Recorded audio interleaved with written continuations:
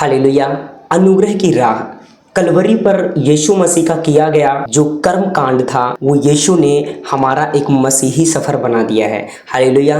दोस्तों, जब हम बाइबल में पढ़ते हैं यहाँ पर वचन कहता है इफिसियों उसका 2 अध्याय उसका 8 में, क्योंकि विश्वास के द्वारा अनुग्रह से तुम्हारा उद्धार हुआ है और यह तुम्हारी ओर से नहीं वरन परमेश्वर का दान है। अब यहाँ पर देखो कि परमेश्वर का दान है, ये परमेश्वर का गिफ्ट है। ना अपने आप से हम और ना आप खरीद सकते हैं उद्धार। आप दुनिया में हर एक चीज को आप इस समय शरीर में रहते हुए आप हर एक चीज को खरीद सकते हैं, लेकिन परमेश्वर का वचन कहता है कि आप मुक्ति को, आप छुटकारे को पैसे देकर नहीं खरीद सकते हो। अगर आप खेदित मन से हो, अगर आप टूटे हो, तो यीशु कहता है तुम मेरे पास आओ, मैं अपने अनुग्रह के द्वारा तुम्हें छुड़ाऊंगा, तुम्हें बचाऊंगा। भजन संहिता 143 का 3, वह खेदित मन वालों को चंगा करता है और उनके घाव पर मरहम पट्टी बांधता है। खुदा का कलाम यहाँ पर कहता है कि वह खेदित मन वालों को, मतलब आप टूटे हुए हैं, आप बिखरे हुए हैं, यीशु के पास आए। प्रभु कहता है कि मैं तुम्हें बचाऊंगा, मैं तुम्हें क्या करूंगा, छुड़ाऊंगा, मैं तुम्हें चंगा करूंगा, तुम्हें चंगाई दूंगा। तुम किसी चीज में भी अगर आप प्रॉब्लम में हो, किसी चीज में भी हो, यीशु कहता है तुम मेरे पास आओ, मैं तुम्हें छुड़ाने की सामर्थ्य रखता हूँ। सफर की शुरुआत, मतलब सफर जब हम करते हैं कलवरी की क्रूस, मतलब सामने जब हम देखते हैं ना, सफर की शुरुआत कलवरी का क्रूस। जब यीशु की तरफ हम देखते हैं, बाइबल कहती है अनुग्रह की जो राह है वो शुरुआत है, वो अनुग्रह की राह है, वो क्या है, वो शुरुआत है। हम मानवीय प्रयास से इसे प्राप्त नहीं कर सकते हैं, इसे हम अपनी शक्ति से, अपनी सामर्थ्य से हम इसे प्राप्त नहीं कर सकते हैं। बाइबल कहती है यहाँ पर रोमियो 5 के 8 में, यहाँ पर लिखा परंतु परमेश्वर हम पर अपने प्रेम की भलाई इस रीति से प्रकट करता है कि जब हम पापी ही थे तभी मसीह हमारे लिए मरा। देखो ये सफर हमारा क्या है, ये हमारा सफर कठिन नहीं है। कठिन है किन लोगों के लिए, जिन लोगों को ज्ञान नहीं है, जिन लोगों को समझ नहीं है। यहाँ पर प्रभु का वचन कहता है परंतु परमेश्वर हम पर अपने प्रेम की भलाई इस रीति से प्रकट करता है कि जब हम पापी ही थे तभी मसीह हमारे लिए मरा। वो परमेश्वर क्या है, दिलों को जोड़ने वाला है। वो हमारे लिए कब मरा, जब हम पापों में फंसे हुए थे, जब आदम ने पाप किया, जब यीशु मसीह ने देखा कि दुनिया पाप पे गिरी हुई है, बहुत टूट चुकी है, अब इनका कोई रखवाला नहीं है, तब परमेश्वर ने अपने पुत्र को अपने स्वरूप में इस पृथ्वी पर भेजा, जिसको कोई मारने वाला पैदा नहीं था, वो खुद जान दी। यहाँ पर प्रभु का वचन कहता है वो जब हम पापी थे तभी यीशु मसीह इस पृथ्वी पर आया। ये सफर केवल पापी तक सीमित नहीं है, ये हमारे जीवन को, घावों को भरने का सफर है। जीवन में इस पृथ्वी पर रहते हुए हमें हर एक बीमारी, हर एक रोग, हर एक चीजें इस पृथ्वी पर हैं, लेकिन खुदा का वचन कहता है कि वो दिल जो टूटा हुआ है, प्रभु का कलाम कहता है कि वो उससे निकालता है। कैसे? अपने अनुग्रह से, अपना अनुग्रह उस पर उंडेलता है और प्रभु उसको हिस्सों से जोड़ता है। अगर आप टूटे हुए हो, प्रभु का कलाम यही कहता है कि वो टूटे मन वालों को चंगा करता है। प्रभु आप टूटे हुए को वो ठीक करता है। जब हम पापी थे तो पापी का मतलब यह है कि हम टूटे हुए थे, हम गुनाह में थे, हम गलत में थे। अब देखो खुदा का कलाम यहाँ पर कहता है यशायाह 61 का 1, प्रभु यहोवा का आत्मा मुझ पर है क्योंकि यहोवा ने सुसमाचार सुनाने के लिए मेरा अभिषेक किया है, मुझे इसलिए भेजा है कि खेदित मन के लोगों को शांति दूं, कि बंदियों के लिए स्वतंत्रता का और कैदियों के लिए छुटकारे का प्रचार करूं। खुदा का कलाम कहता है कि मैं किन लोगों के लिए, टूटे हुए लोगों के लिए शांति का प्रचार करूं, मैं उनको बचाऊं, मैं उनको क्या करूं, छुटकारा दूं। अपोलोट्रोसिस मतलब छुटकारा देना, बचाया जाना। प्रभु कहता है मैं उनको बचाऊं, मैं इस पृथ्वी पर जाऊंगा, मैं उन लोगों को बचाऊंगा। यदि आप निराशा में हैं, असफलता में हैं, धोखे के कारण अंदर से आप टूट चुके हैं, आप परेशानी में हैं, तो अनुग्रह की राह आपके दिल को खोलती है और नया बनाने की गारंटी देती है। खुदा का कलाम आपको पुश करेगा, आपसे बात करेगा, वचन के द्वारा आपसे बात करेगा। वो हमारे द्वारा, हमारी बुद्धि के द्वारा, हमारी काल्पनिक द्वारा बात नहीं करता। वो खुदा अपने वचन से हर एक इंसान से बात करता है। आपसे भी बात करेगा, मेरे से भी बात करेगा, हर एक इंसान को। खुदा का कलाम एक जगह इफिसियों चैप्टर में आप पढ़ोगे, वहां पर लिखा है कि परमेश्वर अपने वचन के मुताबिक हर एक चीज को संभालता है। परमेश्वर अपने वचन के मुताबिक हर एक चीज संभालता है। निर्बलता में नहीं सामर्थ्य। जब आप निर्बल होते हैं, आप पौलुस को देखिए, उसको सामर्थ्य दी गई। कैसे? जब वो निर्बल था, जब वो प्रॉब्लम में था। जब हम अनुग्रह में चलते हैं तो इसका मतलब ये नहीं है कि मुश्किलें नहीं आएंगी, मुश्किलें आएंगी, लेकिन परमेश्वर उन चीजों से हमें निकालेगा। 2 कुरिन्थियों 12 अध्याय उसका 9 में यहाँ पर लिखा, मेरा अनुग्रह तेरे लिए बहुत है क्योंकि मेरी सामर्थ्य निर्बलता में सिद्ध होती है। खुदा का कलाम यहाँ पर कहता है कि मेरा अनुग्रह तेरे लिए क्या है? काफी है। अब वो क्या प्रेयर कर चुका था, वो प्रेयर कर रहा था, वो प्रार्थना कर रहा था, प्रभु मुझे छुटकारा दे, मुझे शैतान से बचा, प्रभु मुझे इस चीज से बचा। उसको आत्मा में पता चलता था, लेकिन प्रभु उसकी प्रेयर नहीं सुन रहा था। लेकिन तीसरी बार में उसकी प्रेयर सुन ली गई। प्रभु कहता है मेरा अनुग्रह, मैं उसे डांटूंगा नहीं, मैं उसे कुछ करूंगा नहीं, मेरा अनुग्रह तेरे लिए काफी है। बेटे, मेरा अनुग्रह तेरे लिए काफी है। अनुग्रह का मतलब होता है जो चीज आप और हम कमा नहीं सकते वो फ्री में मिलना होता है। अनुग्रह यही चीज होती है, हमें निर्बलता में सिद्ध करती है। जब हम कहते हैं ना कि मैं अब कुछ कर नहीं सकता,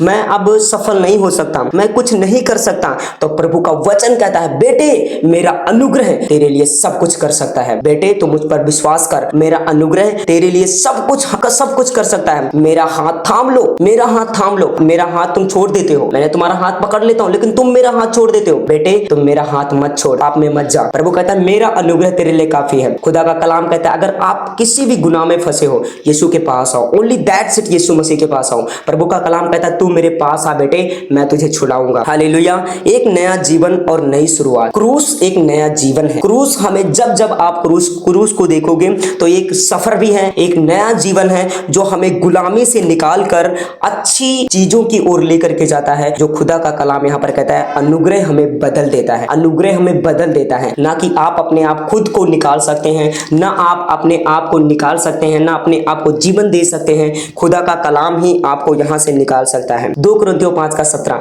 यहाँ पर कलाम कहता है यदि कोई मसीह में है तो वो नई सृष्टि है, पुरानी बातें बीत गई हैं, देखो सब बातें नई हो गई हैं। अब आप मसीह में हो, अब आपके गुनाह, आपके पाप क्या है? मिटाए जा चुके हैं, आपके मिटाए जा चुके हैं। इस दुनिया में, इन संसार में पाप है, पाप तो है, लेकिन वो मिटाए जा चुके हैं। अब आप कोई चीज काल्पनिक तौर से सोचते हो यार ये चीज है, वो चीज तुम्हारे लिए है, वो है ऑलरेडी, लेकिन उस चीज को आप सोचो कि यीशु ने क्रूस पर क्या किया। यीशु ने क्रूस पर क्या किया? उसने हमारे गुनाहों के, हमारे पाप को यीशु ने खत्म कर दिया है। अनुग्रह केवल एक विचार नहीं है, वही एक मसीही सफर है जो हमें हर दिन यीशु जैसा बनने में मदद करता है। यीशु जैसा बनने में मदद करता है। अनुग्रह वो चीज है, यीशु आपको अनुग्रह में मजबूत करता है। जब आप अनुग्रह में मजबूत हो जाते हैं, बहुत सारे लोग कहते होंगे कि ना यार अनुग्रह लोग अनुग्रह करते हैं। अनुग्रह ही सब कुछ है। अनुग्रह के द्वारा आप बचाए गए हो, अनुग्रह ही के द्वारा। अनुग्रह क्या? फ्री है। परमेश्वर ने अपने पुत्र को भेजा, वो क्या है? वो अनुग्रह है। आपने पे नहीं किया है, ना अपने बाप ने पे किया, ना हमारे बाप ने पे किया है, पैसे नहीं दिए किसी ने, ना अपने बेटे को किसी ने कुर्बान किया है, वो फ्री में मिला है। वो क्या है? वो अनुग्रह है।